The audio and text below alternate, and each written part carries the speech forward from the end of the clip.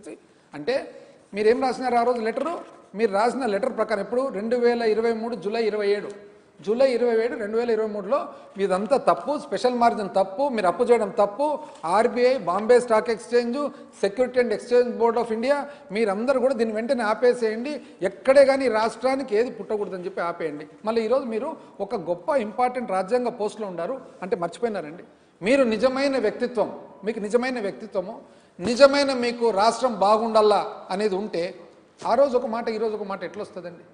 2025-26 first 6 నెలలు excise department ఆదాయం చూసుకుంటే 24-25లో 6,782 కోట్లు వచ్చిందండి. 6,782 కోట్లు వచ్చింది.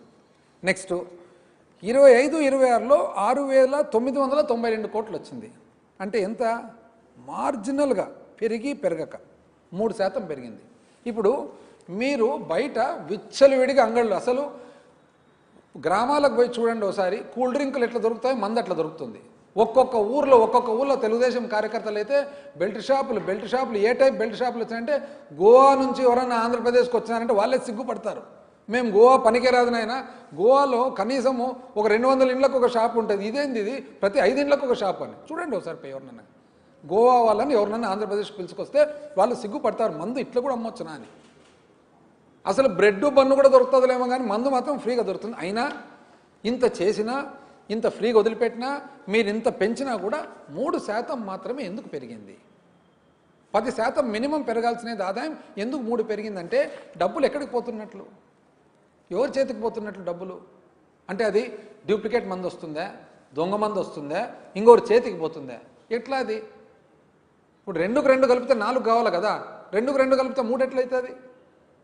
ఇది కాక అసలు నిజం చెప్పాలంటే ఒకసారి బాగా ఆలోచన చేద్దాం. మాట్లాడితే ఎక్సైజ్ కాబట్టి కుంభకోణం అన్నారు కదా. ఇప్పుడు ఒక ప్రశ్న, అసలు సిండికేట్ కడితే స్కామా, ప్రభుత్వమే దుకాణాలు నడిపితే స్కామా? ఇప్పుడు మొత్తం ప్రైవేట్ దుకాణాలు, అప్పుడు ప్రభుత్వం అమ్మింది.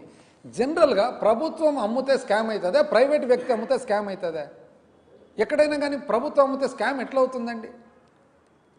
నెక్స్ట్ నాసి రకం మందు, ఇప్పుడు 99 రూపాయలకు మందు ఇస్తున్నారు. 120 రూపాయలకు మందు అమ్మినప్పుడు మా ప్రభుత్వంలో దాన్ని నాసి రకం అంటారు. 120 రూపాయలకు నాసి రకం మందు అయితే 99 రూపాయలకు మంచి మందు దొరుకుతుందా?